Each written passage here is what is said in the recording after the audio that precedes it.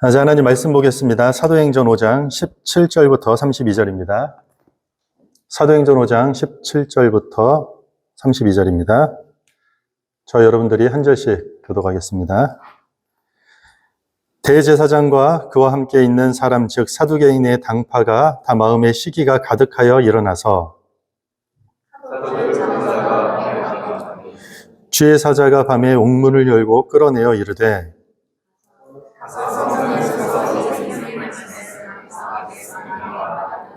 그들이 듣고 새벽에 성전에 들어가서 가르치더니 대제사장과 그와 함께 있는 사람들이 와서 공회와 이스라엘 족속의 원로들을 다 모으고 사람을 옥에 보내어 사도들을 잡아오라 하니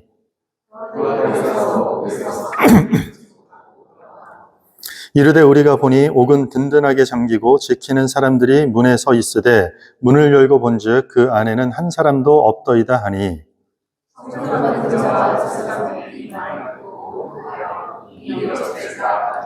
사람이 와서 알리되 보소서 옥에 가두었던 사람들이 성전에 서서 백성을 가르치더이다 하니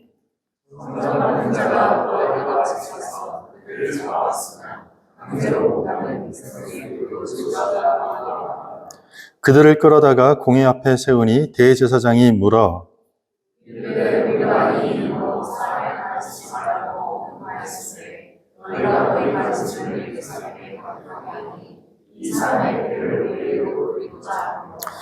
베드로와 사도들이 대답하여 이르되 사람보다 하나님께 순종하는 것이 마땅하니라.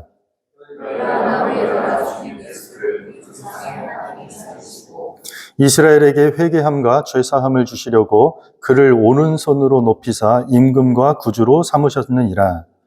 우리는 이 일의 증인이요 하나님이 자기에게 순종하는 사람들에게 주신 성령도 그러하니라 하더라. 아멘. 자, 오늘 사도행전 10번째 시간입니다. 오늘 말씀 제목은 불변의 믿음과 불멸의 교회. 불변은 변하지 않는다라는 거죠. 그리고 불멸은 죽지 않는다. 변하지 않는 믿음과 죽지 않는 교회, 이런 주제가 되겠습니다. 예루살렘 교회의 탄생은 오순절 성령 강림 사건이 시작된 순간부터 하나님의 놀라운 권능이 사도들을 통해서 나타나면서 복음이 예루살렘 중심으로 세상에 전파되기 시작했습니다. 이것은 분명히 성령의 역동적인 작용으로 인해서 교회가 전례 없는, 유례 없는 어떤 그런 폭발적인 성장을 했습니다. 우리가 오늘 읽은 본문 앞절에 보면은 많은 사람들이 모이기 시작하고 교회에 정말 이런 부흥이다 할 수 없을 만큼의 부흥의 모습이 그려지고 있습니다. 그런데 이러한 부흥과 동시에 엄청난 핍박이 같이 몰려왔습니다. 종교 지도자들이 사도들을 다 잡아다가 옥에 가두어 버린 것입니다.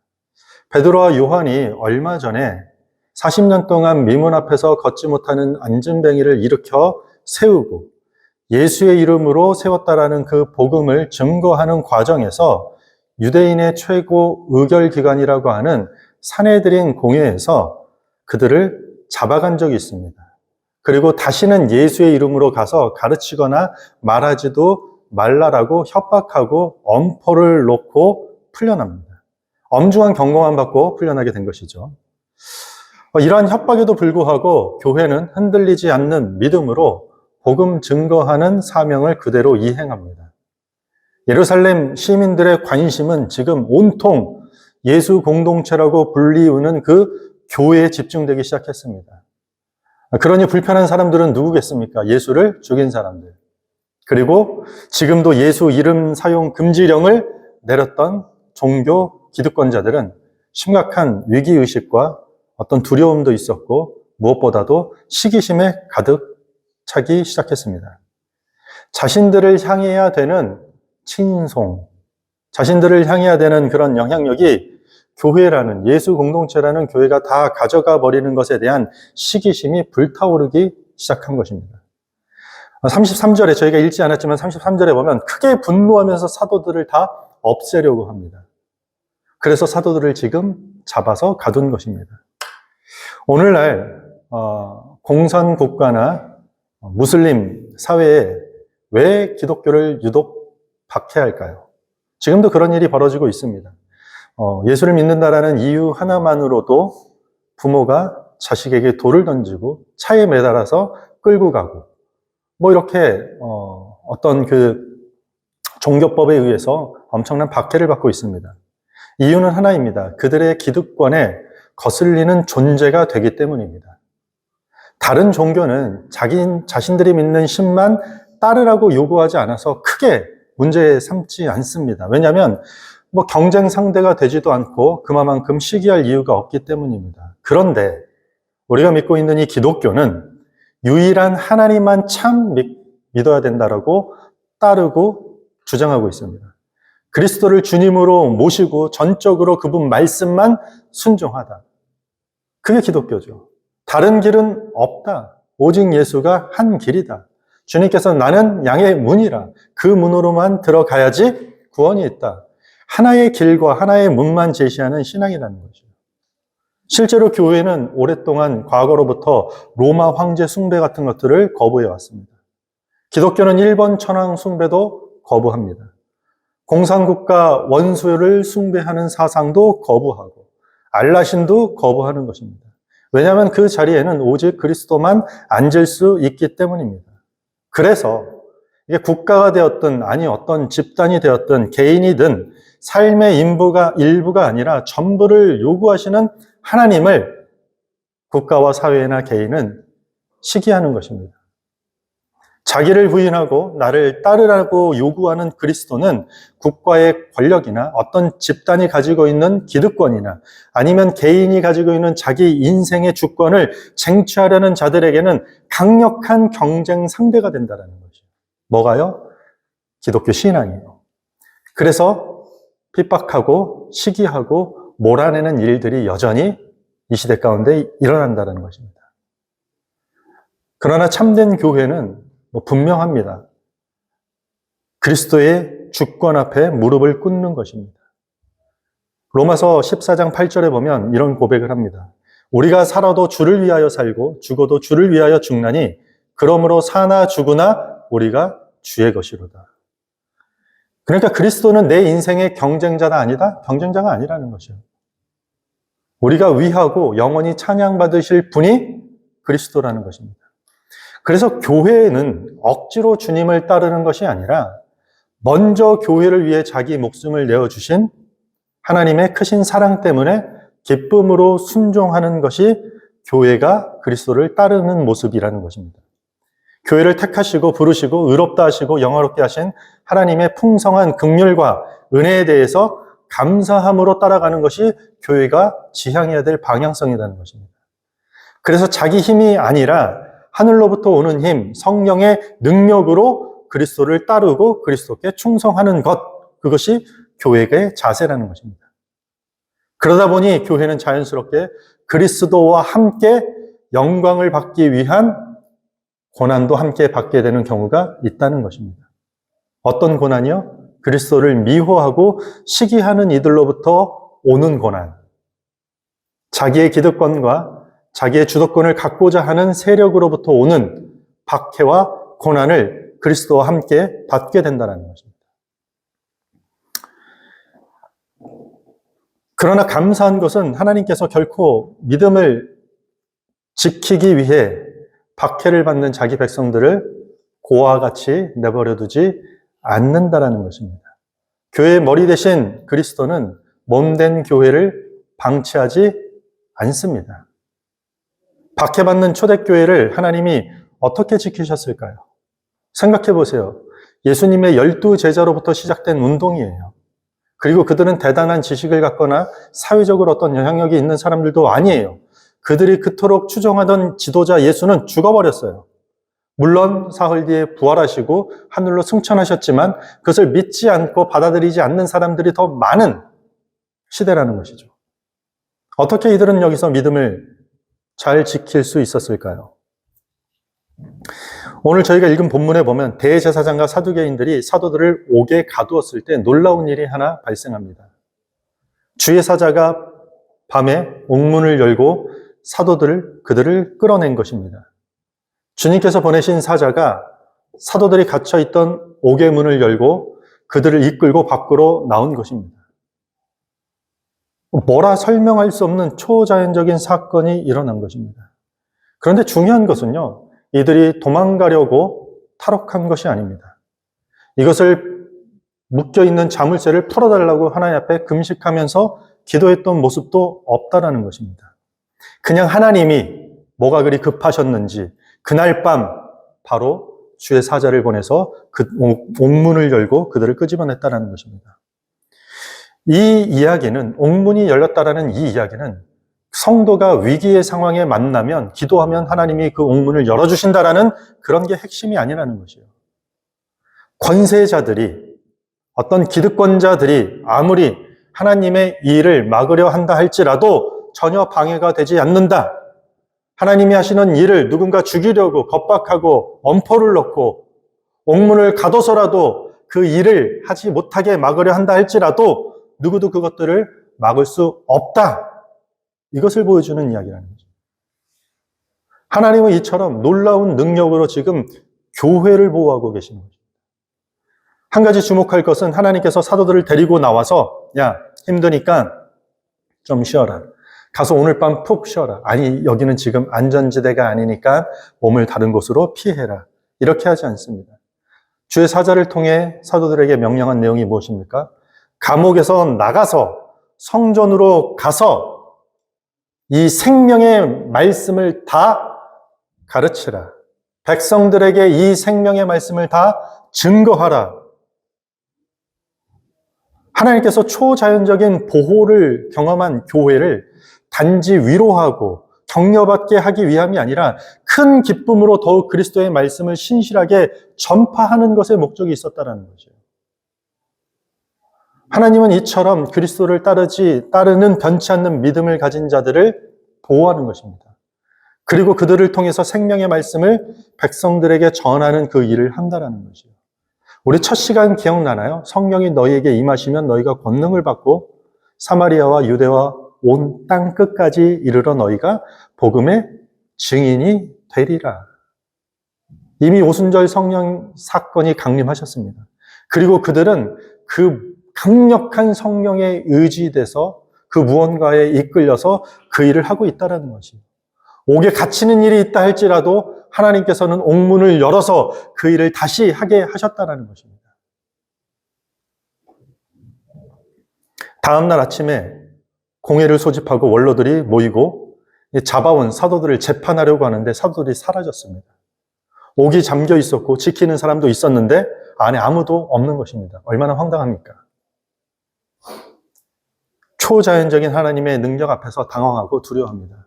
어떤 사람이 와서 이렇게 보고합니다. 지금 그 사도들이 도망간 것이 아니라 성전에 서서 백성들을 가르치고 있다라고 보고합니다. 부하들을 보내서 잡아오라고 합니다. 26절에 보면 이런 문구가 등장합니다. 재밌습니다.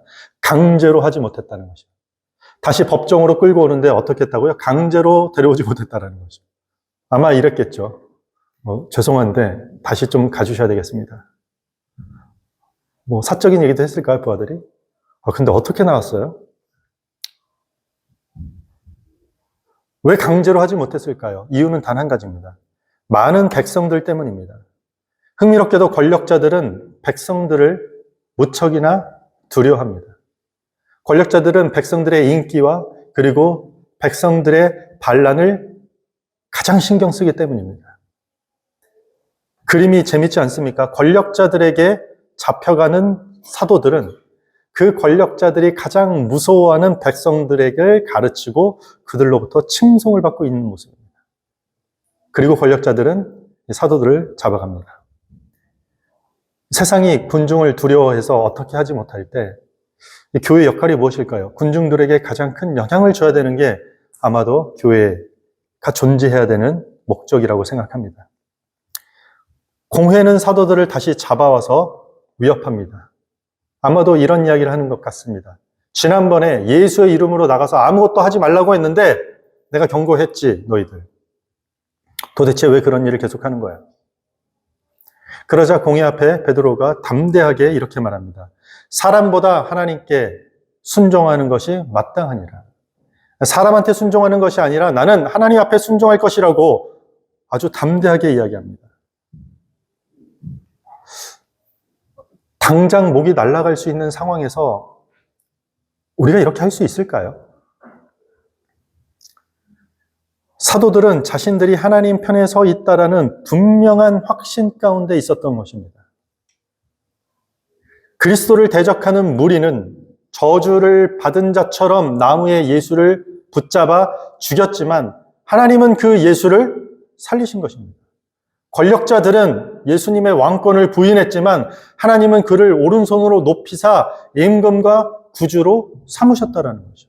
그들은 예수의 이름으로 아무 말도 하지 말라고 겁을 주고 위협을 했지만 하나님은 하나님 말씀에 순종하는 그리스도를 전하는 자들에게 성령을 주셔서 보고 들은 것을 확신 있게 말할 수 있는 권능을 주셨다라는 것이에요. 그러니 제자들은 당연히 어느 편에 서겠습니까? 하나님 편에 서겠습니까? 사람의 편에 서겠습니까? 사도 바울이 자신의 사역을 가지고 이렇게 이야기합니다. 내가 하나님을 기쁘게 하려고 이 일을 하는 것입니까? 사람을 기쁘게 하려고 이 일을 하는 것입니까? 우리가 신앙생활하는 것은 사람을 상대하고 사람을 위해서 존재하는 것입니까? 아니면 사람을 상대하지만 코람데오 하나님의 존전에 있다라는 생각을 가지고 하나님을 향해서 살아가고 있습니까? 외부의 핍박이 오더라도 흔들리지 않는 믿음으로 하나님 편에 사도들은 서게 된 것입니다.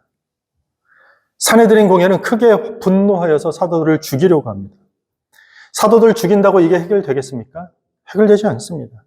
예수를 주와 그리스도로 삼으셨다라는 사실은 달라지지 않습니다.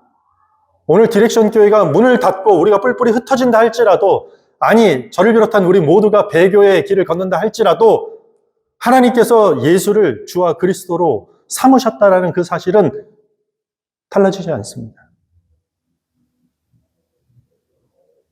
핍박 중에도 이러한 불변의 믿음이 필요합니다. 변치 않는 믿음이 우리에게 필요하다는 것이요. 그리스도를 따르는 우리는 하나님 편에 서 있다. 세상에서 핍박을 당해도 두려워하지 말고 담대할 필요가 있다는 것이에요. 우리가 변치 않는 믿음을 붙잡고 있는 한 하나님이 우리 편이라는 그 사실을 여러분들 잊으면 안 된다는 것이에요.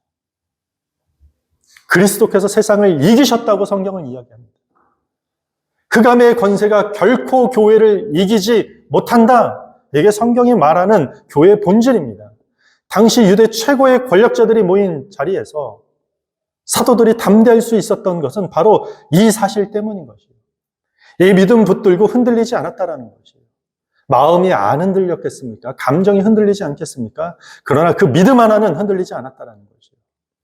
몸이 혹시 죽임을 당할지라도 몸과 영혼을 능히 멸하시는 그 하나님이 우리 편이라는 그 사실 때문입니다.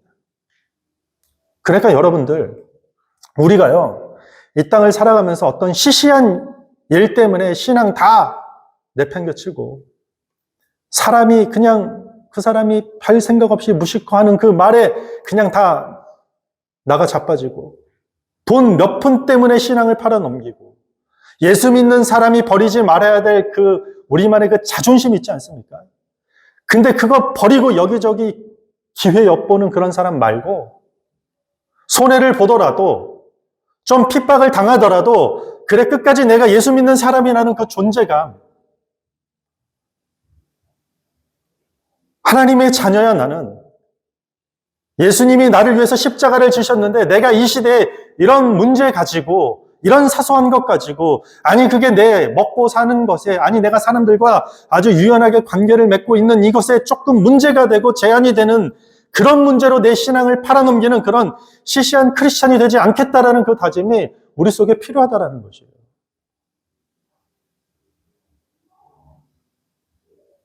세상은요, 교회를 비판하지 않아요. 비난하는 것이에요. 왠지 압니까? 정말 우리의 문제점을 집어서 비판하지 않습니다. 우리를 비난해요. 그리스도의 향기가 하나도 나지 않는다라고 비난하는 것이에요. 그렇게 흔들리는 믿음 그거 가짜야 라고 비난하기 때문이에요. 왜 여러분들이 가는 곳곳마다 하나님을 존중하고 기독교 신앙을 겸허히 받아들이는 모습보다는 핍박과 그 비아냥거린 태도로 우리를 대하는 것 같습니까? 물론 날카로운 복음이 그들의 심령 가운데 불편함을 작용하는 건 사실이에요. 그런데 그 이면에 어떤 모습도 있냐? 우리가 이 복음을 가지고 너무 손해만 보더라도 핍박만 당한다면 얼마든지 그것을 내려놓는 우리의 연약한 믿음 때문이라는 것이에요. 사도들은 흔들림 없는 믿음을 여기서 보여줍니다. 공회원들이 오히려 더 긴장하고 있는 모습 속에 들어가고 있습니다. 당시 공회에는요, 바리새인으로 모든 백성에게 존경받고 있는 온건파 중에 랍비 가말리엘이라는 사람이 있었습니다. 그는 공회 중에 사도들을 다 내보내고 나머지 그 공회원들을 데리고 조언을 합니다. 그리스도를 믿고 따르는 자는 아니지만 아주 의미 있는 조언을 하게 됩니다. 역사가 요세푸스의 말에 따르면 로마 황제 치하에 이 10,000번이 넘는 그 민란의 어떤 그 반란 운동이 있었다라는 것이요.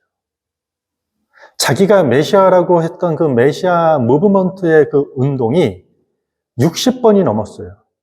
그러니까 이 사람들은 지금 그 중에 하나로 생각했던 거예요, 예수를. 가말리엘이 그 중에 2가지 사례를 언급을 합니다. 드다라는 사람하고 유다라는 사람을 언급하면서 그들이 각각 백성들을 미혹해서 깨어내어서 어떤 밀란 같은 것을 일으켰을 때 어떤 일이 일어났는지 우리 다시 한번 생각해 볼 필요가 있지 않습니까? 라고 공회원들을 설득시키는 거죠. 드다는 400명으로 추정되는 사람들을 막 데리고 다녔고 유다도 많은 사람들이 따랐지만 드다나 유다나 모두 다 죽었을 때 따르던 사람들은 다 뿔뿔이 흩어졌다는 거죠. 실제 역사 속에 자기가 메시아라고 외쳤던 모든 운동들은요, 그 리더가 죽으면서 10년도 가지 않아서 그 종교와 그 운동들은 다 끝이 나는 것입니다. 이 이야기를 하고 있는 것이에요. 가말리의 결론은 이것이에요. 그러니 그냥 내버려두고 지켜봅시다라는 것입니다. 만일 이러한 사상과 이러한 소행이 사람으로부터 난 것이면 얼마 못 가 리더들 죽거나 저 사도들 죽으면 다 그냥 무너질 것이고, 만약에 정말로 이런 기이한 일들, 우리가 설명하지 못하는 일들이 눈앞에 일어나는데 이것들이 하나님께로부터 난 일이라면 그들을 우리가 무너뜨릴 수 없다라는 것이죠. 되게 합리적인 제안이죠. 확신이 없던 공회 구성원들은 가말리아의 의견대로 실행합니다. 사도들을 제거하면 백성들의 지지를 잃게 될 것이고, 여기서 그냥 사도들을 인정하게 되면 로마의 견제 속에서 자기들의 입지가 곤란해지는 것입니다. 그래서 불확실한 가운데 그냥 당분간 내버려 두는 것이에요. 방치해두면 좋겠다라고 판단합니다. 그리고 그들의 최종 판결은 사도들을 죽이지 않는 것이지만 그냥은 풀어주지 못해서 채찍질하면서 예수의 이름으로 말하는 것을 다시 금지시킵니다. 여기서 채찍질하다라는 단어는 살가죽을 벗기다라는 뜻이에요. 당시 로마의 군병들은 송아지 가죽으로 만들어진 채찍으로 죽기 전까지 남아있을 정도의 흉터가 새겨질 정도로 가슴과 등짝을 때렸던 것입니다. 지금 사도들이 이 담대함 선포 때문에 희한하죠. 옥문에서는 원치도 않았는데 가만히 있다가 주의 천사들이 이끌고 나가서 성전에 가서 하나님의 복음을 전하라 해서 담대하게 전했는데, 이 지금 재판석에서 담대하게 그 일을 전하자 어떤 일이 일어나요? 살이 찢어지는 듯한 채찍질에 고문을 당했다는 거죠. 그리고 다시는 나가서 예수의 이름으로, 예수의 이름이라고 공연들 말하지도 않아. 그 이름으로 아무것도 하지 말라고요. 그런데 저희가 읽은 본문을 보면은요, 사도들의 놀라운 반응이 하나 일어납니다. 사도행전 저희가 읽은 5장에 저희가 읽진 않았지만 41절에 제가 읽어드리겠습니다. 사도들은 그 이름을 위하여 능욕받는 일에 합당한 자로 여기심을 기뻐하면서 공회 앞을 떠나니라. 죽도록 채찍으로 찍힐 정도로 맞고 나가면서 뭐라고요? 그 예수의 이름을 위하여 능욕받는 일에 합당한 자로 여김을 받고 기뻐했다라는 것이에요. 여러분, 이게 이해가 갑니까? 성경에 이해 안 가는 부분들 많죠. 저도 많아요. 제 믿음이 연약하고 모르겠어요. 자꾸 자꾸 저한테 비교를 해서 그런지 이거 좀 이해가 안 간다. 많습니다. 오늘 본문엔 전 이게 제일 이해가 안 갑니다. 능욕받는 일에 합당하게 여겼다. 이렇게 능욕을 받고 채찍받고 고통받고 박해받는 일을 합당하고 여기고 기뻐했다라는 것이요. 여러분들 이거 어떻게 생각하십니까, 여러분들?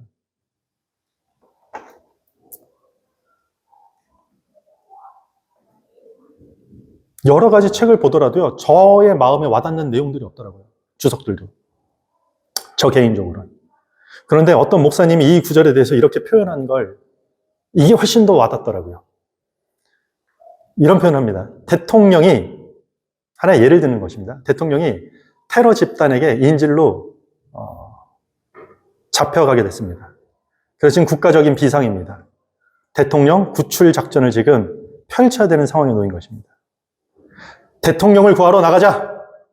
지금 국가 비상입니다. 그러나 이 일은 목숨을 잃을 수도 있습니다. 오히려 당신도 인질이 되어서 비참하게 죽을 수도 있는 일이 발생할 것입니다. 그렇지만 국가는 당신의 이름을 기억할 것입니다. 당신의 가족들과 후손들, 나라가 다 책임질 것이고, 만약에 혹 당신이 죽더라도 국립묘지에 당신의 묘가 안장되어서 영원히 국가는 당신의 이름을 기억할 것입니다. 자, 그러면 남자들은 가슴이 불타오르고 나갈 것입니다. 아닌가요? 아니요. 좀 가슴을 좀 뜨겁게. 우리 여자분들도 나갈 수 있습니다. 네. 어쩌면 이런 것 같습니다. 예수의 이름을 위하여 능력받기에 합당한 자 누구일까? 아무나 순교할 수 있을까요? 아니에요. 저희 할아버지가 목사님이셨는데 순교하셨어요. 그런데 왜 그렇게 위험한 말을 하셨는지 모르겠어요. 맨 강대상에 서시면 나는 내 평생 목회의 소원은 예수 믿다가 순교하는 것이에요. 그 영광스러운 죽음. 아니, 그런 위험한 말, 저는 그런 말 하지 않습니다.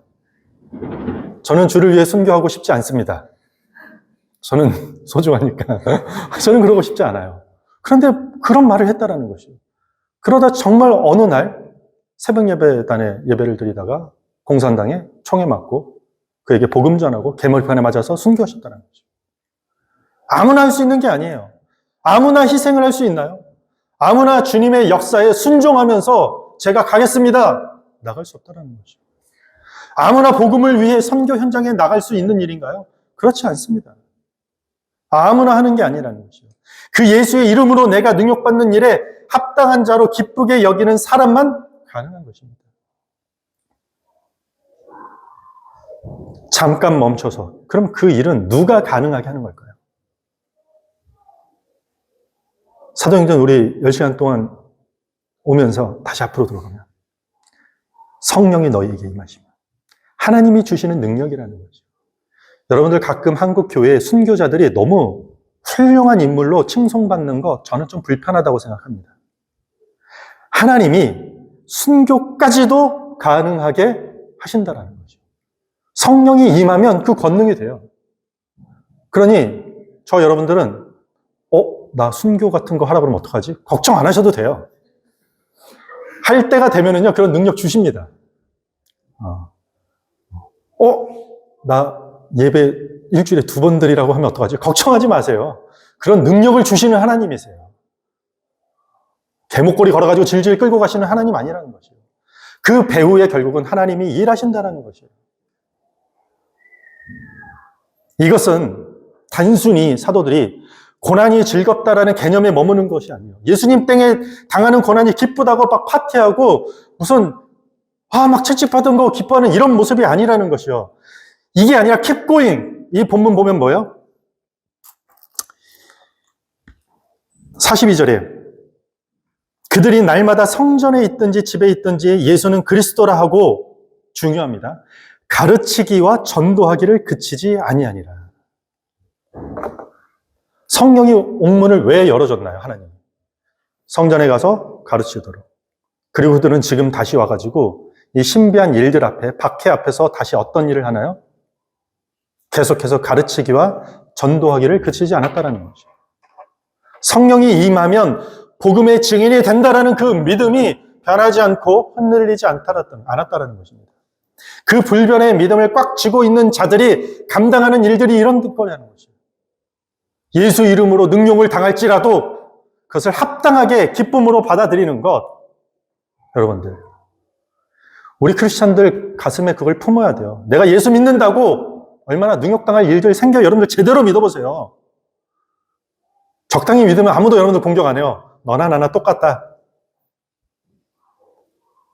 그 다름 때문에, 그 불편함 때문에 색안경 끼고 우리를 바라보고 우리가 하는 모든 언행과 모든 결정과 가는 길을 박해하고 공격한다라는 거죠. 그런데 그 불변의 믿음을 꽉 쥐고 있는 자들은 이걸 기쁨으로 받아들이는 것이죠. 한마디로 정리하면 이런 이야기예요. 마태복음 6장 33절에 너희는 먼저 그의 나라와 의를 구하라. 그리하면 이 모든 것을 더하시리라. 우리의 삶을 어떻게 살아야 될까? 성경의 가장 쉬운 문장 중에 하나예요. 먼저 하나님 나라와 의를 구하는 그 믿음 하나만 변치 말라라는 것이에요. 그러면 나머지 이 모든 것을 더하시겠다라고 약속한 것이에요. 교회가 멸하지 않도록 보호하시겠다 이야기를 하는 것입니다. 그런데 우리는 교회와 내가 가지고 있는 기득권과 누리는 것과 주권과 이것들을 삶의 터전들을 행여나 잃을까 봐 전전긍긍하면서 눈치를 보면서 예수 이름 갖다 팔아버리고 언제 내가 예수 믿는 사람인가? 주님 잠시만요. 지금은요 제가 너 한번 나와봐라. 똑같이. 초대교회는 단순하지만 강력한 믿음 붙잡고 흔들리지 않았던 것입니다. 교회가 짐승에 찍히면서 함께 손을 잡았던 것입니다. 사적으로 해서. 하나님을 찬양했고 화형당하는 순간 속에서도 끝내 주님을 부인하지 않았고 오히려 그 힘없는 몸으로 찬송을 읊조렸던 것이 기독교 신앙이라는 것이죠. 하나님께서 고통보다 더 큰 소망, 고난보다 더 큰 영광을 믿음의 눈으로 보게 하셨기 때문입니다. 이걸 우리에게 보여주고 있는 것이요. 그러니까 우리가 두려워하지 마세요, 여러분들. 걱정할 필요가 없어요. 뭐가 부족하고 뭐가 성령이 우리와 함께 하시는데 우리가 아직 그 발을 못 디뎠기 때문에 경험하지 못하는 것이에요. 그러니 걱정하지 말라라는 얘기를 하고 있는 것입니다. 고난과 박해 속에서도 하나님의 보호하심으로 교회는 굳건할 수 있었다. 성도가 겪는 어려움 속에서도 변치 않는 믿음을 유지하고 하나님의 약속에 대한 확신을 갖길 바랍니다. 마지막으로 성경 한 절 읽어드리고 말씀을 마치도록 하겠습니다. 히브리서 11장 32절입니다. 40절입니다. 눈으로 따라오세요. 제가 읽어드리겠습니다. 내가 무슨 말을 더하리요? 기드온, 바락, 삼손, 입다, 다윗 및 사무엘과 선지자들의 일을 말하려면 내게 시간이 부족하리로다. 그들은 믿음으로 나라를 이기기도 하며 의를 향하기도 하며 약속을 받기도 하며 사자들의 입을 막기도 하며 불의 세력을 멸하기도 하며 칼날을 피하기도 하며 연약한 가운데서 강하게 되기도 하며 전쟁에 용감한 자가 되어 이방 사람들의 진을 물리치기도 하며 여자들은 자기들의 죽은 자들을 부활로 받아들이기도 하며 또 어떤 이들은 더 좋은 부활을 얻고자 하여 심한 고문을 받되 구차히 풀려나기를 원하지 아니하였으며 또 어떤 이들은 조롱과 채찍질 뿐 아니라 결박과 옥에 갇히는 시련도 받았으며 돌로 치는 것과 톱으로 켜는 것과 시험과 칼로 죽임을 당하고 양과 염소의 가죽을 입고 유리하여 궁핍과 환난과 학대를 받았으니 이러한 사람은 세상이 감당하지 못하니라. 그들이 광야와 산과 동굴과 토굴에 유리하였느니라. 이 사람들은 다 믿음으로 말미암아 증거를 받았으나 약속된 것을 받지 못하였으니 이는 하나님이 우리를 위하여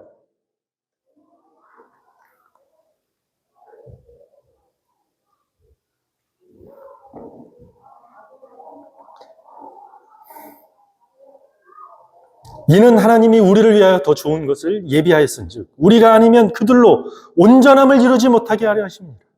아멘. 구약의 성도들, 신약의 성도들 더 좋은 것 뭔가 여러분들 그 소망을 바라보면서 여러 가지 고난을 참았던 이유는 우리의 소망되는 예수 그리스도뿐이라는 것입니다. 이것이 흔들리고 무너지면요, 우리는요, 아무것도 아니에요. 우리는 그래서, 우리 교회는, 우리 그리스도인들은 그래서 그 그리스도를 믿고 따르고 찬양하고 있습니다. 그래서 세상은 교회를 감당할 수 있다 없다? 없는 것이에요. 절대로 교회를 멸망시킬 수 없다라는 것이에요. 왜냐하면 하나님이 그런 교회를 지키시기 때문인 것이에요. 세상이 악하다, 끝났다. 세상이 너무 강력하다, 교회가 타락됐다, 타락한 교회는 무너지겠죠. 그러나 흔들리지 않는 불변의 믿음을 쥐고 있는 성도가 소속된 교회 무너지지 않습니다. 하나님이 그 교회를 하나님의 능력으로 보호하시기 때문입니다. 우리 교회가 하나님 편에 서 있다고 확신을 지금 주고 있는 메시지이기 때문입니다. 그분을 위해 당하는 고통 가운데 기쁨으로 위로를 받고 감사함으로 사명을 감당할 수 있도록 지키시기 때문인 것입니다. 우리도 이 초대교회 성도들처럼 42절의 마지막에 뭐라고요? 집에 있든지 성전에 있든지 어딜 가든지 우리 사명이 뭡니까? 예배가 뭡니까? 여기 와서 1시간 꼴랑 앉았다 가는 거 예배 아닌 거 우리 알잖아요. 가정으로 돌아가서 일터로 돌아가서 운전하면서 누구랑 대화하면서 어디에 있든지 그리스도를 전하는 증인의 삶을 사시는 성도가 되기를 축원합니다. 우리 다시 자리에 서서 우리 함께 찬양하겠습니다.